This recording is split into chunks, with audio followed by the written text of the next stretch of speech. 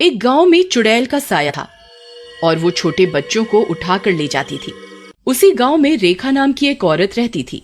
वो बहुत सुंदर थी, परंतु उसको कई वर्षों से कोई बच्चा नहीं हो रहा था। इसके कारण उसे गांव की औरतें अक्सर ताने दिया करती थी। एक बार गांव की औरतें कुएं से पानी भर रही होती हैं और रेखा भी पानी लेने वहां जाती है। अरे ये देखो, रेखा जी आ रही हैं। बेचारी है तो कितनी सुंदर, लेकिन बेचारी को कोई बच्चा नहीं हो रहा। अरे रूपा बहन, बोलती तो तुम ठीक हो। हाँ, पूरी हीरोइन बनती है।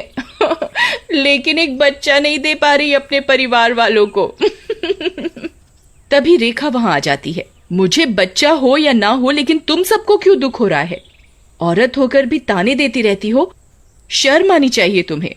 लेकिन इस बात से रेखा बहुत दुखी हो जाती है और अक्सर दुखी रहने लगती है और धीरे धीरे वो गांव में भी सबसे बात करना बंद कर देती है। कुछ दिनों बाद आधी रात में चुड़ैल आती है और सोते हुए एक छोटे बच्चे कल्लू को गोद में उठाकर अपने साथ ले जाती है। अरे नहीं भैया री, चुड़ैल चुड़ैल, मम्मी बचाओ बचाओ। अरे चुड़ैल आंटी, मुझे सुसु आई है, जरा जाने दो, छोड़ दो।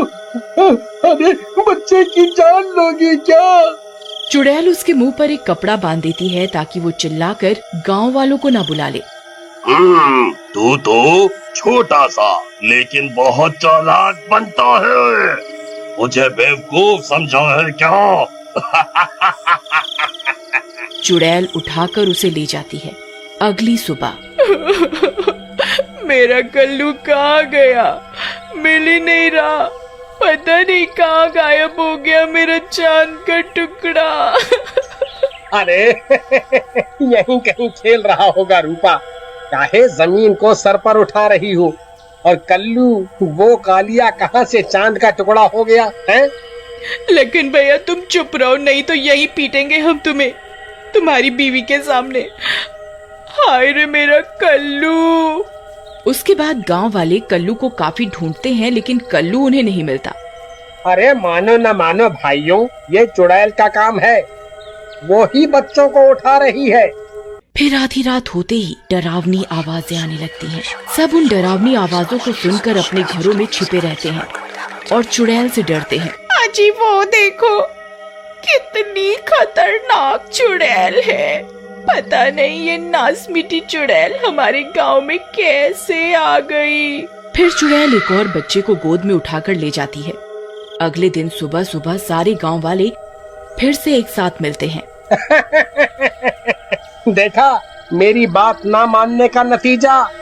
मैं कह रहा था ना कि कोई चुड़ैल जरूर है, लेकिन तुम लोग मेरी बात नहीं मानते हो। मैं अभी भी कह रहा हूँ कि ये कोई चुड़ैल का मामला है।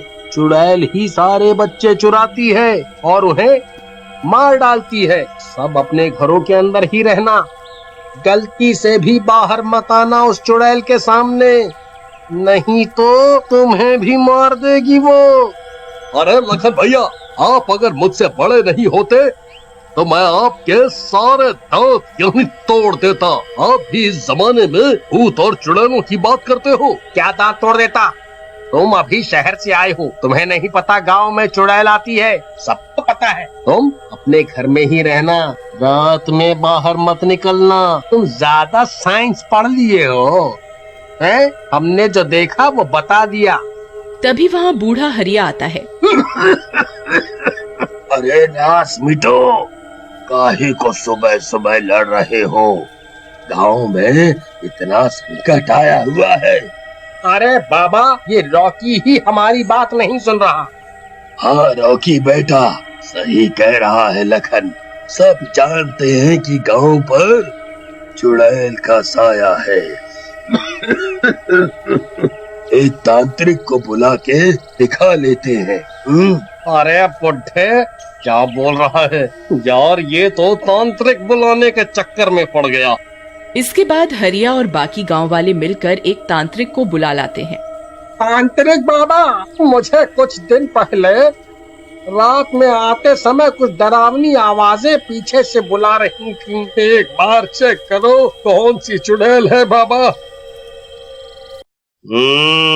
तूने मुझे क्या डॉक्टर समझा है क्या, जो मैं बुखार चेक करूंगा? इसके बाद तांत्रिक नीचे बैठ जाता है और ध्यान लगा लेता है और कुछ देर बाद अरे मुझे कुछ भी नहीं दिखाई दे रहा। मेरे हिसाब से यहाँ कोई भी चुड़ैल नहीं है। बाबा एक बार फिर से चेक करो, शायद कहीं छुप गई हो।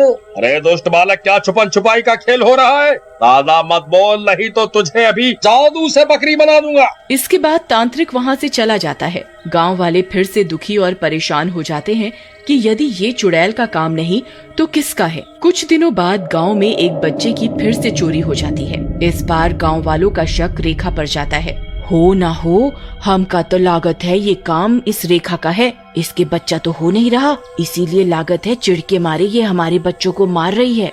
अरे भाभी ये क्या बोल रही हो?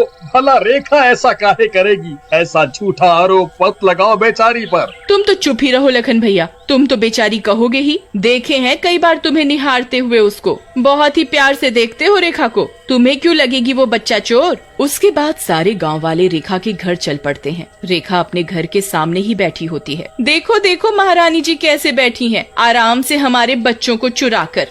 अरे अरे रूपा बहन, ये क्या बोल रही हो? भला भला भला मैं क्यों चुराऊंगी तुम्हारे बच्चों को? मैंने तो तुम्हारे बच्चों को भी अपना ही माना है। ओ हो। देखो भाइयों, 100 चूहे खा के बिल्ली हज को चली। देखो देखो कितनी शरीफ बन रही है हमारे बच्चों को चुरा कर। चल हमारे बच्चे वापस कर, नहीं तो यही मार खाएगी। अरे अरे रेखा बहन, तुम्हारी मुझसे क्या दुश्मनी है? जब देखो मुझे भला बुरा बोलती रहती हो। भला मैं क्यों चुराऊंगी बच्चों को? अभी मेरे पति भी घर पर नहीं है, कल आना तब बात करेंगे। लगता है बहनों ये ऐसे नहीं मानेगी। मेरी मानो तो इसे पीटते हैं, पिट कर ही बताएगी अब ये। रूपा के भड़काने के बाद गांव की औरतें जिनके बच्चे गायब हुए होते हैं रेखा के साथ जबरदस्ती करने लगती हैं और उसे घर के बाहर ही एक पेड़ से बांध देते हैं। रात भर बाहर बंधी रहेगी तो सुबह अपने आप सच बोलेगी। गांव वाले रात में रेखा को वहीं बांध कर चले जाते हैं। अगले दिन सुबह रेखा का पति कबीर गांव आता है और रेखा को खोलकर उसे घर के अंदर लेकर आता है। अरे रेखा, ये तुम्हारे साथ किसने ऐसा किया? मैं उन सबको जान से मार दूंगा, मुझे सारी बात बताओ। फिर रेखा कबीर को सारी बात बताती है। अच्छा, तो ये लोग हमें बच्चा चोर समझ रहे हैं। मैं पता लगा कर ही रहूंगा कि आखिर मामला क्या है। सरपंच जी, हम रात में कुछ लोग मिलकर पहरा देते हैं और उस चुड़ैल को रंगे हाथ पकड़ते हैं। सब मेरी बीवी को ही बच्चा चोर समझते रहेंगे नहीं तो। सरपंच मान जाता है और चुपचाप कुछ लोग रात में छुप कर पहरा देते हैं। अरे रेखा, वो देखो, वो चुड़ैल आ गई, एक बच्चे को उठा कर ले जा रही है। चलो इसका पीछा करते हैं, शायद वहीं से बच्चों का कुछ पता चल जाए। उसके बाद कबीर सरपंच उसका पीछा करते हैं। वो एक गुफा के सामने जाकर रुक जाती है और रोशनी करती है। चुड़ैल रुक जा, तू इस बच्चे को छोड़ दे, नहीं तो इस आग से तुझे जलाकर राख कर दूंगा। मुझे मारेगा तू? चल जा यहाँ से, मैं चुड़ैल हूँ, तुझे कच्चा चबा जाऊंगी। हटा इस आग को। कबीर उसकी एक नहीं सुनता और आग लगा देता है। आग लगते ही चुड़ैल के कपड़े जलने लगते हैं। चुड़ैल अपने सारे कपड़े उतारने लगती है और फिर जैसे ही चुड़ैल का मुखौटा हटता है तो ये क्या, अंदर से तो लखन निकलता है। लखन चुड़ैल का मुखौटा उतार कर चिल्लाने लगता है। अरे नहीं, मर गया रे। अरे गांव वाला तुम्हारा नाश मिटे, मुझे आग क्यों लगा दी? मर गया रे। मैं हूँ लखन, कोई चुड़ैल नहीं है इस गांव में। हाय रे, कोई पानी लाओ, मैं जल रहा हूँ। ये सब देखकर सबकी आंखें फटी की फटी रह जाती हैं। तुम पहले सब बच्चों का पता बताओ, तभी हम तुम्हारी आग बुझाएंगे। अरे सब इसी गुफा में है सही सलामत, मुझे बचाओ। मर गया रे। फिर सभी गांव वाले भी वहां आ जाते हैं और लखन की आग को बुझा देते हैं। मुझे माफ कर दो, मैं इन बच्चों को बेचकर अमीर बनना चाहता था, मुझे माफ कर दो। गांव की औरतों को बहुत गुस्सा आता है और सब उसे मारने लगती हैं। रहने दो, इसे पुलिस के हवाले कर दो, छोड़ दो इसे। फिर सबको अपने बच्चे सही सलामत मिल जाते हैं। रेखा बहन, हमें माफ कर दो, लेकिन तुम आज ना होती तो हमारे बच्चों को ये लखन बेच चुका होता। अंत भला तो सब भला।